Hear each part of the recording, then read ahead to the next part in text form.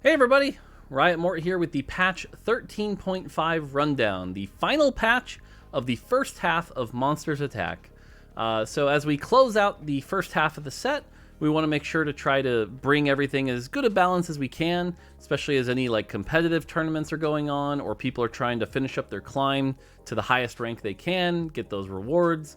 But as well as setting ourselves up for the mid set coming up. So making some pretty big changes to some systems behind the scenes and adjusting any champions as we head towards the mid set. So a lot to talk about. Let's dive right in and get to the changes. So first off, a nice quality of life feature has been added to the PC version. It was already there on mobile, and that is the Team Planner.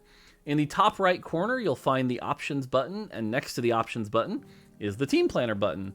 You can also find it outside the game before you go into the lobby. But yeah, you can open this, see all the champions, and kind of arrange it. It'll show you the traits that are active as you put them in, and so you can kind of plan out your comp a little bit before you go in. Nice quality of life thing. Let us know how it feels. Let us know if there's any improvements you want to see. But should be nice if you want to check that out. So definitely look into the Team Planner. All right, item distribution has been a pain point for a lot of our most engaged players. If you really paid attention, you could find situations where you had 7 or 8 items after wolves, while your opponents had 11 or 12, leaving you at a pretty big deficit. And this is a system that hasn't really had any major upgrades since all the way back in set 1. So we had some time and some resources and improved the item distribution system behind the scenes. Now, for a lot of you, you may not even notice the changes, but again, for our deeply engaged players where the smallest difference can make, a big difference in outcomes, this should help get the game more competitive integrity and be a bit more fair. So, some big things to note here. Quality of life-wise, you'll always get one of your bonus orbs that contains gold or champions on 1-2. That should help you be able to buy more of your early shops and think about that.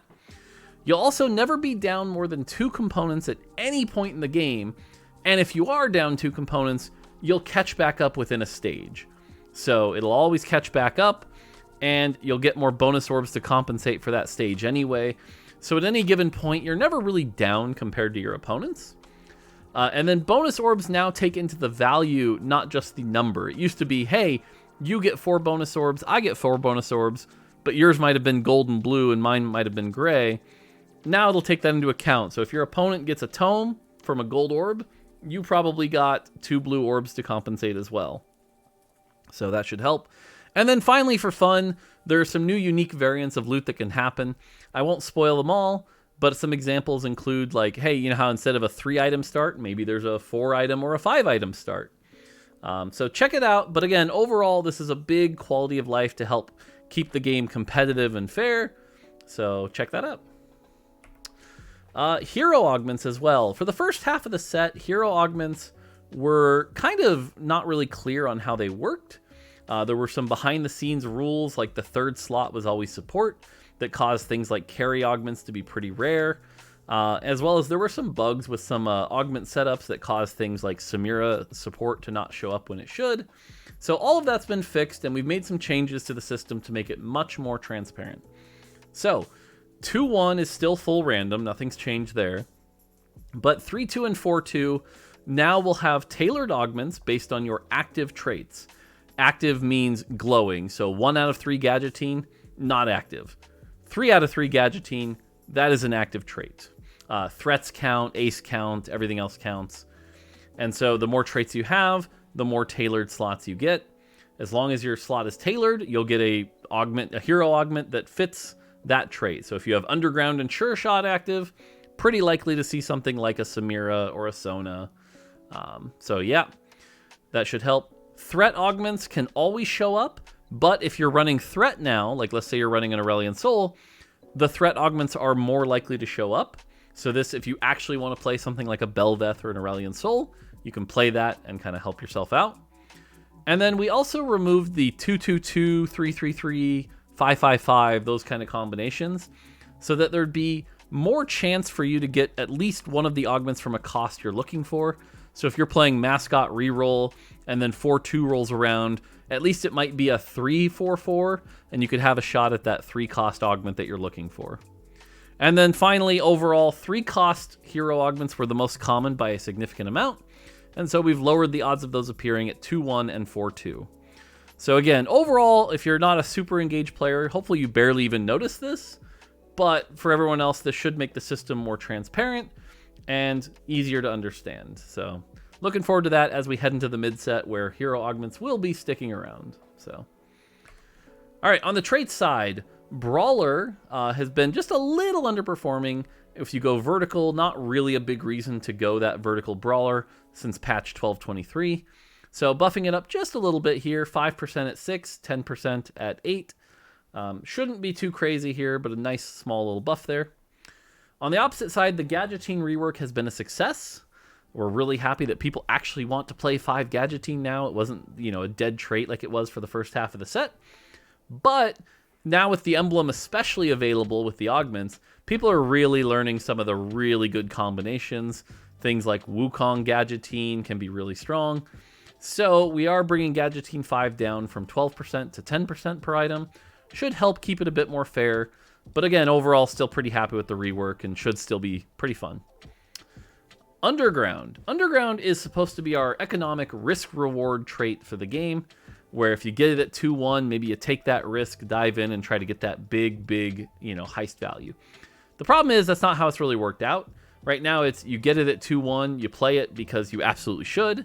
You get to about heist 2, maybe heist 3, get your 4 full items, cash out, and that's it. Easy cheesy. Not much risk involved. So we're changing that. We're going to nerf heist 1, 2, and 3 quite a bit. So you can take your 8 gold for heist 1, but is it really worth it?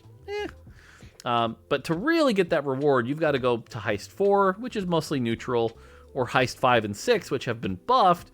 Or if you're really feeling adventurous, go to heist 7, which has been wildly buffed. That should be pretty crazy. But yeah, we really want this to be a risk-reward trait, not a, oh, I see it at 2-1, I auto-include it every time, like we're seeing at high elos. So hopefully this helps that a bit. So yeah, overall Underground, and I look forward to some of the new Underground 7 heist videos, so check those out. All right, on the champion side, Ashe is probably one of the 2-star 1-costs you're not really that excited to get. So giving her just a small buff where her spell, where she gets the extra AD, will last a little bit longer, letting her pump out that damage just a little bit more. Nothing too crazy here. Blitzcrank, same thing, just really not that tanky compared to like a Poppy early or a Wukong early. So we're letting him cast his spell a bit more often. Should help him be just a little tankier more often. If you want to run the, aircraft carrier Blitzcrank, go right ahead. But in addition, the other big change here is that we're giving him a bunch more AD so that maybe he can actually finish off an opponent. This isn't going to make AD Blitzcrank a viable thing by any means, but at least now when you have that 2-star Blitzcrank, maybe he'll get that extra kill and save you a bit of player damage. So small little quality for Blitzcrank there. Fiora's very similar to Blitzcrank, where she's fine. She's, not the star by any means. So we're giving her a little bit more AD to let her finish off some opponents in that duelist comp. As well as let her spell, which she doesn't cast that often since it monolocks her for 8 seconds, but she can jab a little harder and maybe get a kill or 2 and help you out here. So I don't see this making Fiora, like, again, the star of the show or anything, but should help out Oxforce and Duelist just a little bit in the early game. Vi has amazing traits. She's Underground, so you want her early. She's Aegis, so you want her late. Pairs really well with a Sejuani, and then go full Aegis. And her hero augment is insane. Both of them are quite good. She's just a ton of value all around, and she's kind of too survivable with all that value. So we're lowering the spell shield overall, so especially 3-star Vi won't quite be as insane as it is. Should keep her fair, but again, she's got such great traits, everyone's going to want to play her anyway. Yasuo, much like Ashe, is just a champion that exists. Like, if you can get that support augment, pretty good. But overall, never someone you're really that excited to like 3-star or itemize. And we want to fix that, so we're going to let Yasuo cast his spell a little bit more often with 10 less mana. He probably needs a little more than this, but we also don't want to overbuff him. So trying to keep Yasuo, within range, but buffed up a little bit. If he needs more than this, he is sticking around for the mid set, so, we'll buff him as we need. On the 3-cost side, Neela is the only one we're changing here. Neela right now is really, really good early, especially if you can even run 2 of them and they'll heal each other. It does some cool stuff, and we're happy with that. But especially the jump from Neela 2 to Neela 3 is massive. Way more than it probably should have been. That heal going to 400. Neela 3 is really the secret sauce of that Neela Yumi comp, and once that thing gets capped, it is hard to stop.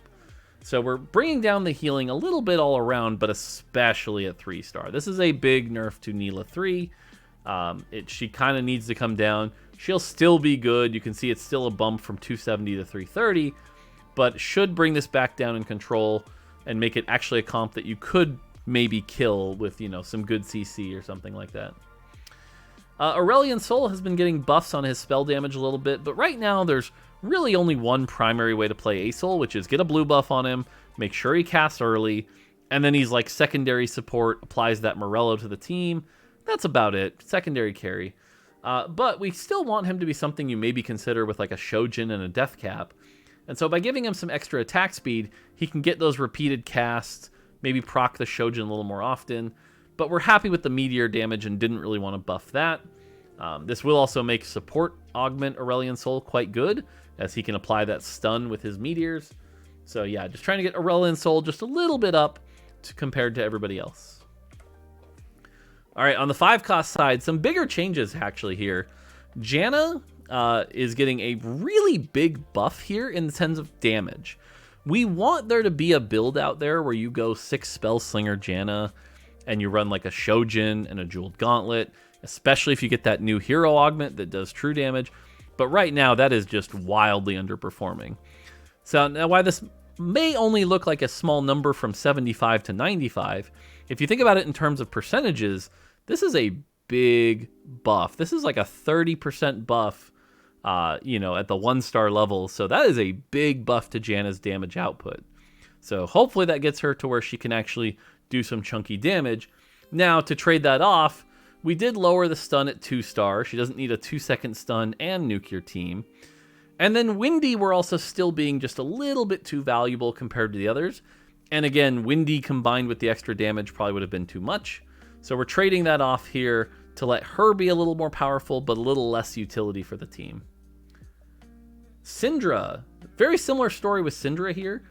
Syndra, yeah, she throws in a unit or two, but other than that, you don't really want to invest in her. We're ready for Syndra to be the star of the show. If you get a 2-star Syndra, maybe you consider moving the items from Talia to Syndra.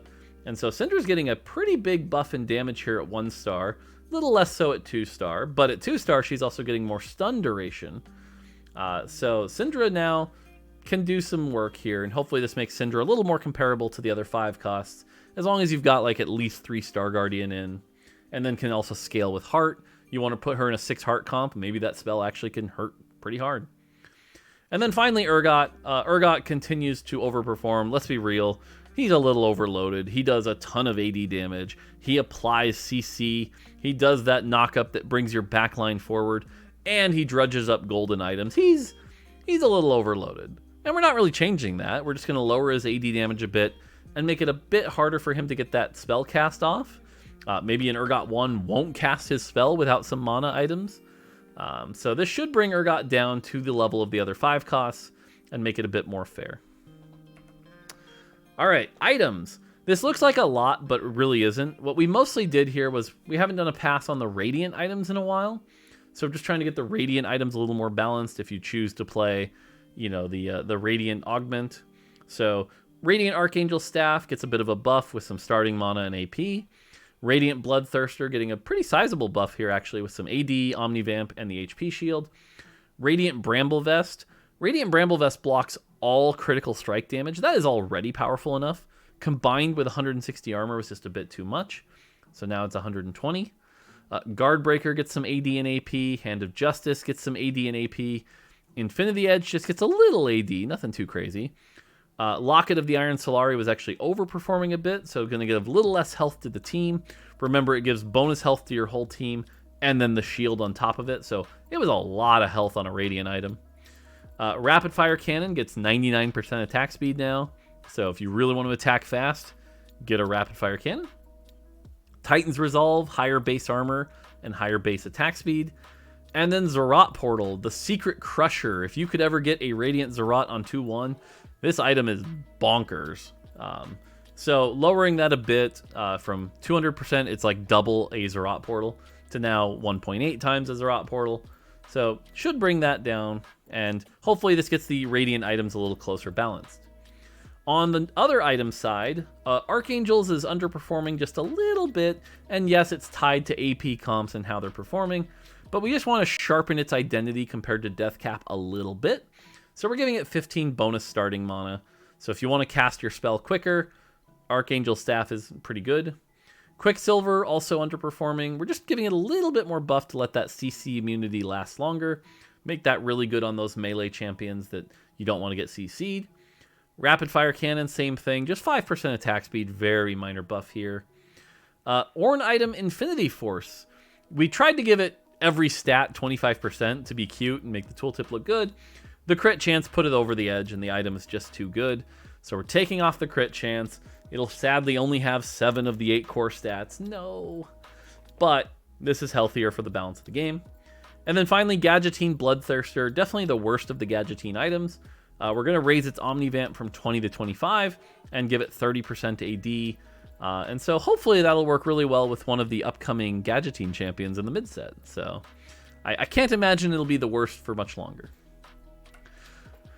All right, on the Augments side, again, trying to get the Augments more balanced. We keep promising you that, and we're going to work on it. AFK, little too good, only a little.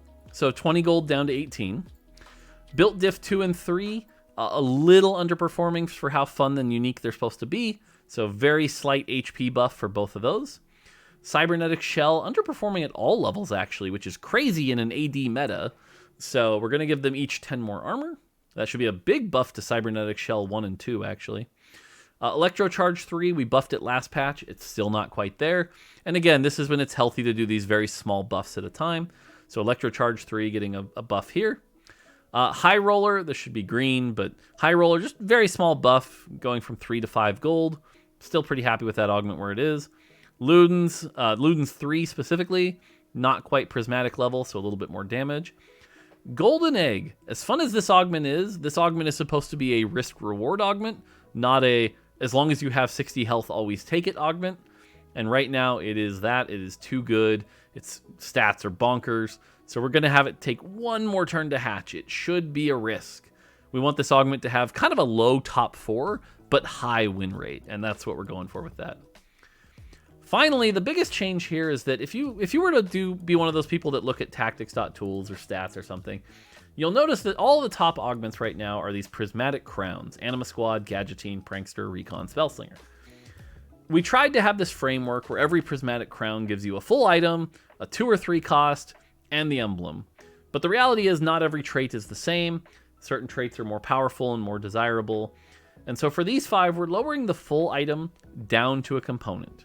This is a big nerf to these augments. We expect them to go down, but we do want to see where they end up. You know, does this drop them all the way down to, like, you know, below 50%? We'll see. We don't think so, but these augments are very powerful and did need a nerf. And so we are going to nerf them for this patch. Finally, on the hero augment side, not a ton of changes right now as we head into the mid-set. Actually, hero augments are starting to look pretty close together. So just hitting a few of the outliers, trying to add some more fun options here. Camille Carry, just a little strong, so lowering that AD shield just a bit. She'll still get all that bonus damage and hit pretty hard. Draven Carry, this is one that if you got this at 2-1, way too good.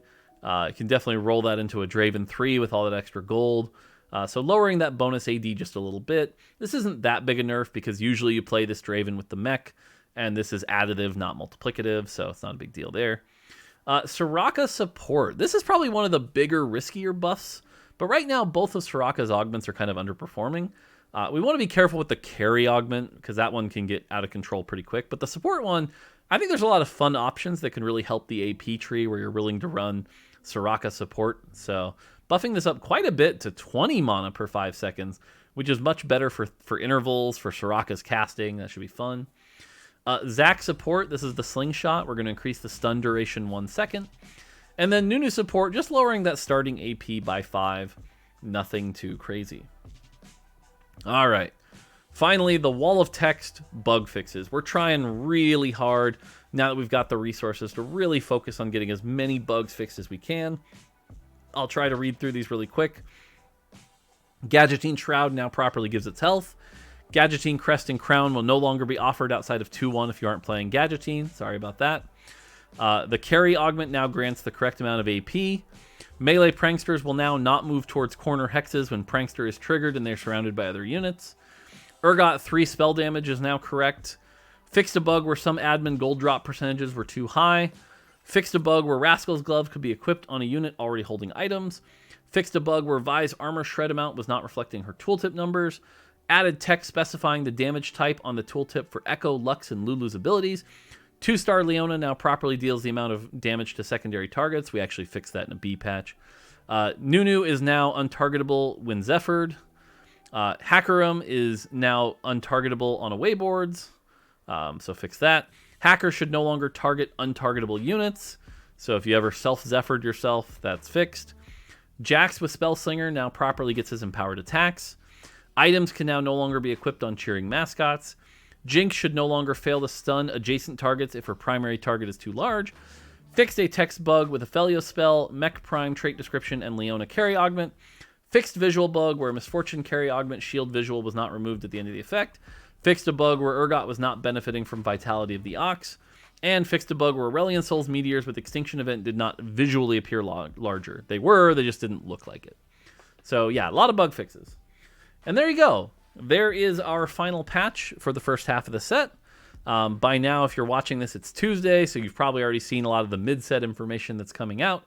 So you can kind of see what champions are coming and going and those glitched carousels that I'm really excited about. But yeah, so cool. All right, well, that's going to do it. If you're playing on live, enjoy this final live patch. If you're playing on PBE, have fun with that. And that's going to do it for me. So yeah. Next one will be the mid-set patch rundown, so that'll be fun. All right, that's going to do it for me. Until next time, take it easy.